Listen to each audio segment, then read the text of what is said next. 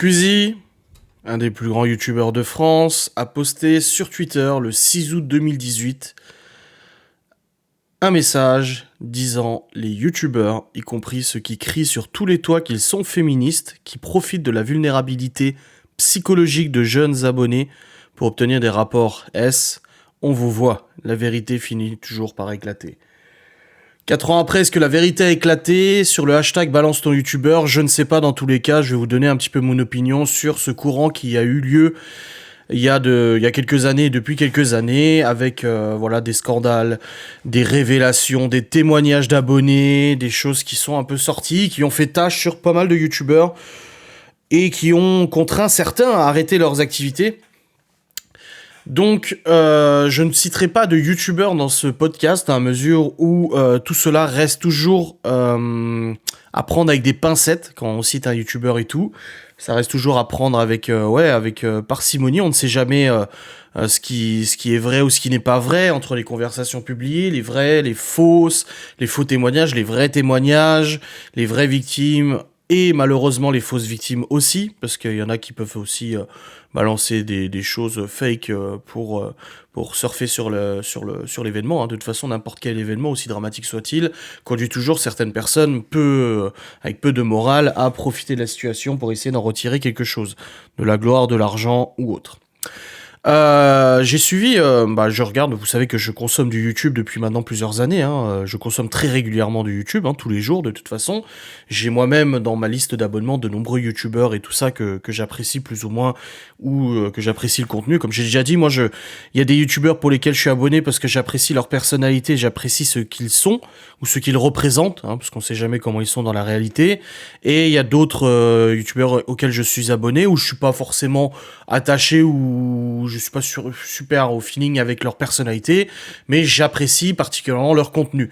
C'est le cas par exemple de Dr Nozman. Le youtubeur en lui-même ne m'inspire rien du tout, mais par contre son contenu je le trouve très intéressant. Et quand le hashtag balance ton youtubeur est sorti, donc ça a fait pas mal de bruit, il y en a qui ont fait des vidéos sur YouTube, qui sont exprimés, etc. Il y a des noms qui ont commencé à sortir de youtubeurs, même des youtubeurs que je suis, ou que je suivais, avec plus ou moins d'éléments de preuves concernant des possibles manipulations de jeunes abonnés pour obtenir des faveurs. Donc, en premier lieu, je vais vous dire ce que j'en pense de ce comportement. Alors moi, je ne suis pas surpris. Je vous l'ai dit, je vous l'ai redit déjà de nombreuses reprises, le monde de l'internet, le monde de YouTube, le monde des influenceurs, le monde des créateurs n'est pas forcément représentatif de ce qu'il se passe dans la vie de tous les jours, dans la réalité. Il est très facile derrière une caméra de vous faire croire des choses et de vous montrer ce qu'on veut vous montrer pour peut-être montrer une image plus ou moins modifiée de la réalité de ce qui se passe derrière. Voilà, c'est le cas aussi pour les stars de télé, c'est le cas pour tout personnage public qui maîtrise un tant soit peu son image. C'est juste de la logique purement commerciale, de la logique aussi d'image, de la logique de communication. Nos politiques sont aussi concernés par ça de toute façon, et comme je vous ai dit, tous ceux qui sont exposés en public n'en sont pas exempts. Après, on est plus ou moins transparent, on est plus ou moins honnête, et on est plus ou moins dans la retranscription de la réalité. Je me jette pas des fleurs ou quoi que ce soit, mais je pense que je suis plutôt honnête avec vous. Il y a des choses que je ne vous dis pas, que ça soit positif ou négatif, il y a des choses que vous ignorez, et pourtant Dieu sait que parfois j'aurais bien envie de vous les partager, et il y a des choses aussi qui se passent et que je vous dis parce que je maîtrise mon image, je maîtrise mes propos. Beaucoup pensent que des fois je fais des bourdes, et beaucoup pensent des fois que j'aurais pas dû dire ça, etc. Alors c'est arrivé des fois où j'ai dit des choses que je n'aurais pas dû, voilà, c'est sorti spontanément et tout, mais ça arrive aussi des fois où je dis des choses volontairement, comme par exemple le filtre à particules du Q7. J'aurais très bien pu facilement occulter toute cette histoire pour ne pas en parler sur les réseaux sociaux. J'ai décidé d'en parler parce que ça fait partie du quotidien. Voilà, on m'a fait chier avec les filtres à particules, pollution, contrôle technique, machin, dénonciation et tout ça, mais je l'assume parce que je l'ai décidé. Et c'est aussi le cas de tous les créateurs, on décide de ce qu'on veut montrer.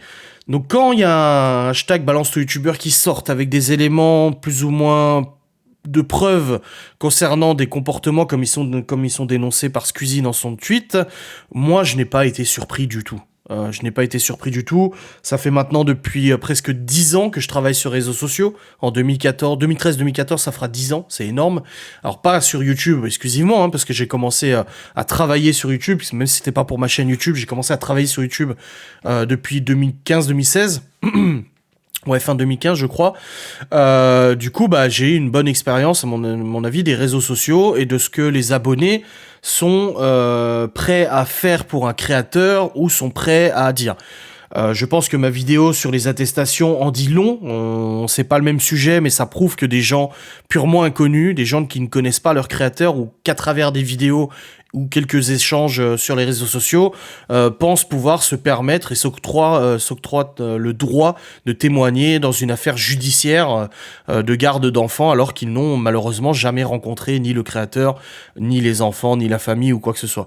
Et ben là, c'est exactement pareil. Je sais que à quel point les abonnés peuvent parfois malheureusement se laisser tenter à des comportements qui ne respectent pas leur propre dignité ou des comportements qui ne respectent pas leur propre personne pour plaire à un youtubeur, pour plaire à sa star, à la personnalité qu'ils adulent sur internet.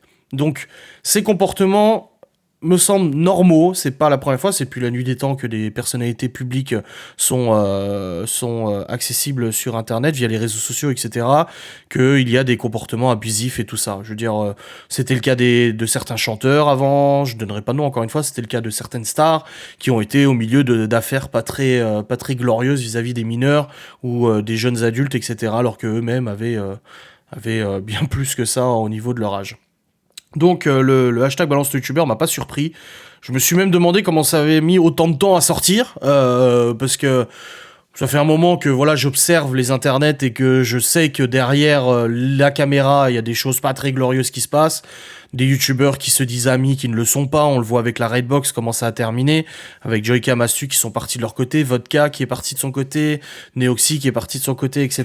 Parce que finalement, derrière le divertissement de la caméra, derrière la joie qu'on peut voir dans les vidéos, finalement, il n'y a pas cette entente qui pourtant était retranscrite à l'écran. Mais là, on est sur un sujet quand même beaucoup plus grave que les prises de tête entre youtubeurs. Je n'ai jamais... Enfin, j'ai eu une fois peut-être un message sur Instagram où j'ai trouvé ça extrêmement dérangeant. Alors, des messages dérangeants, il y en a tous les jours. Mais un message vraiment très dérangeant où je me suis dit, si j'étais un connard ou si j'étais un profiteur, je pourrais en profiter. Voilà. Comme beaucoup de youtubeurs l'ont fait, c'est que lors de ma séparation, avant de rencontrer Laura, quand la séparation était annoncée et tout ça, plus ou moins annoncée, mais j'avais laissé des indices forcément parce que j'avais envie que ça se sache, j'ai reçu un message sur Instagram d'une abonnée, donc un vrai compte, une vraie abonnée qui suivait depuis un petit moment et tout ça, donc elle avait un compte Instagram avec des photos, des commentaires, des amis et tout ça, parce que je m'étais dit au début c'était un troll, tu vois, j'y croyais pas trop. Un message d'une abonnée qui simplement me faisait en fait l'éloge d'elle-même. Elle habitait dans le coin apparemment de là où j'habitais, Épinal et tout ça. Et elle se présentait, voilà. Donc si cet abonné regarde toujours mes vidéos, sache que bah oui, c'est vrai que ton message m'a dérangé, mais je n'y ai pas répondu et je n'y ai pas porté plus d'attention parce que je trouvais ça un peu malsain, un peu bizarre.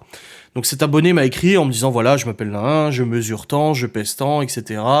En gros, elle faisait un peu l'éloge de ses compétences au niveau de la gestion du quotidien. Voilà, je sais gérer ça, je sais faire la cuisine, des trucs comme ça. C'est comme si c'était le plus important pour moi de trouver une meuf qui sache faire la cuisine. Mais bon, admettons. Et après, elle me disait qu'elle était fan de moi et tout ça, et qu'elle était prête à rejoindre ma vie, en gros, à passer un petit bout de chemin à mes côtés et tout ça. Enfin voilà. C'est un message qui était pas non plus outrancier. Enfin, il était pas vulgaire ou quoi que ce soit, mais c'est vrai que quand j'ai reçu ce message, je me suis dit, oh bordel! Alors je sais que la maman des enfants en a reçu énormément, elle de son côté, elle m'en parlait, elle me les montrait même, les messages de mecs et tout ça qui la contactaient, mais moi bon bah je suis pas très... on va dire que j'ai pas un capital un capital physique peut-être très tchad ou très évolué, donc on va dire que ça s'est arrêté à une personne. Et c'est très bien, je préfère ça. Honnêtement, je préfère avoir eu qu'un seul message. Et du coup, bah, cette personne-là m'a contacté et je me suis dit à ce moment-là, c'est vrai que je suis face à une personne qui est fan de moi. Alors, j'aime pas trop le mot fan, mais qui m'apprécie énormément et qui saute sur l'occasion pour me contacter alors qu'elle me connaît pas, tu vois. Elle me connaît absolument pas, ni d'Adam, ni d'Ève, à part sur les vidéos internet, et qui me propose comme ça. De faire un bout de chemin avec moi et tout. J'ai trouvé ça un petit peu délicat, quoi. C'était un peu bizarre. Donc c'est pour ça que je ne suis pas surpris que sur Internet, sur les réseaux sociaux, nous puissions avoir une affaire comme Balance ton youtubeur, où des jeunes ados ou des jeunes adultes, parce que ça s'est passé pendant leur adolescence, viennent témoigner et ont profité de ce hashtag pour balancer des messages privés qu'ils ont entretenus avec des youtubeurs, avec des demandes de photos, des choses comme ça, etc. Ça ne me surprend pas. Voilà, la nature humaine est tellement dégueulasse. Moi, depuis très longtemps maintenant, quand j'observe un peu les gens et tout ça, je me suis toujours senti en décalage avec les autres mecs, enfin avec beaucoup d'hommes. Je l'ai toujours dit, que ça soit à l'airsoft, que ça soit dans la vie de tous les jours, j'ai toujours dit l'homme pur me dégoûte en fait. L'homme en lui-même, le mec banal en fait me dégoûte avec toutes ces histoires, toujours à parler de cul, toujours à parler de ça. Alors c'est bien de faire une blague de temps en temps de cul, hein, moi ça me dérange pas, c'est rigolo. Mais d'avoir vraiment cette obsession et tout ça, enfin voilà, je suis pas. Après ils font ce qu'ils veulent de leur vie, hein, encore une fois, mais moi c'est quelque chose qui me répugne un peu, et l'homme, comme Stéphane Edouard dit, l'homme pur, donc le macho, machin et tout ça, moi, me répugne un petit peu, et je trouve ça, voilà, un petit peu dégueulasse. Et du coup, bah, ces youtubeurs qui pourtant d'apparence semblent très sérieux et semblent très respectueux, parfois même féministes et tout ça. Encore une fois, féministe, c'est un mot qui m'hérisse un peu les poils, parce que y a pas besoin d'être féministe pour respecter les femmes et vouloir une égalité sur énormément de points. Alors, je suis pas pour l'égalité homme-femme sur tous les points, dans la mesure où je pense que les femmes excellent beaucoup mieux dans certains domaines que les hommes et inversement. Mais voilà, pour le respect, bien évidemment, de la femme, et le respect de ses droits, le respect de ses envies et le respect de sa volonté. Et ces youtubeurs ont profité de cette faiblesse pour pouvoir avoir des faveurs que vous avez bien compris. Je dirais pas le mot, j'ai pas envie d'être démonétisé, mais voilà, vous avez bien compris le délire. Donc il y a eu ce hashtag, beaucoup de témoignages, des vrais, des faux et des choses. Alors j'ai suivi un petit peu, j'ai regardé un petit peu. Il y a certains youtubeurs que je suis ou que je suivais du coup qui faisaient partie de cette liste, mais pour autant il y a certaines preuves qui étaient vraiment ouf quoi. Mais sans réel aveu du youtubeur ou réel jugement, donc pas le jugement des réseaux sociaux, hein, le jugement sur des bases solides, j'ai préféré ni me prononcer, ni prendre de décision ou quoi que ce soit. Je crois que je me suis désabonné d'un ou deux, où vraiment là les preuves me semblaient, encore une fois, assez tangibles, et je me suis dit non, j'ai pas envie de suivre quelqu'un comme ça de toute façon. Donc voilà un petit peu mon avis sur le hashtag balance ton youtubeur. Je suis pas surpris, et ça continue et ça continuera de toute façon, parce que malheureusement les youtubeurs bénéficient en fait d'une aura assez importante, d'un charisme aussi important, parce que je pense qu'il faut avoir un certain charisme pour percer sur les réseaux sociaux, et malgré ces scandales on réussit à continuer, on réussit à aller de l'avant. Voilà, on a beaucoup parlé d'avocats, de tribunal, de diffamation, etc. C'est tout à leur honneur, ils ont le droit, hein, de toute façon. Je le rappelle, de toute façon, la présomption d'innocence prévaut en France. Et je crois qu'il n'y a pas eu de... Il me semble pas avoir vu des jugements de youtubeurs pour l'instant. Après, la justice est assez lente, mais il me semble pas avoir vu de jugement vis-à-vis de ces youtubeurs qui ont profité de la faiblesse de leurs jeunes abonnés pour obtenir des faveurs ou quoi que ce soit. Donc voilà, mon constat est juste que je ne suis pas surpris. Ça fait déjà maintenant longtemps que je me suis rendu compte que ce réseau social, c'était le paraître avant le être. Et à juste titre, hein, je veux dire, je comprends que des youtubeurs n'aient pas envie de montrer leur vie privée comme moi je le fais avec les vlogs, etc. Mais du coup, ça fausse un petit peu l'image des youtubeurs. Il y a beaucoup de témoignages sur internet, des gens qui disent ah, je suis allé à une convention, j'ai rencontré tel et tel youtubeur, bah en fait il était vachement désagréable et tout. Mais en même temps, tu peux pas savoir, ce jour-là, il a peut-être eu une très très mauvaise nouvelle, et du coup, bah ça a foiré sa journée, tu ne sais pas comment ça se passe, tu ne sais pas ce qui se passe, et ça reste des humains avant tout. Voilà. Des humains avec leurs qualités, bien évidemment, et aussi avec leurs défauts quand on voit ce genre de comportement. Donc voilà un petit peu mon avis sur le balance ton youtubeur. Je pense que c'est pas fini. Ça s'est peut-être tassé un petit peu, mais ça va continuer de toute façon. Parce que ces youtubeurs continueront tant qu'ils se seront sentiront, c'est comme les haineux sur internet, elles continueront tant qu'elles se sentiront intouchables, mais n'est pas intouchable qui veut, et c'est une question de temps avant que les choses avancent, je pense.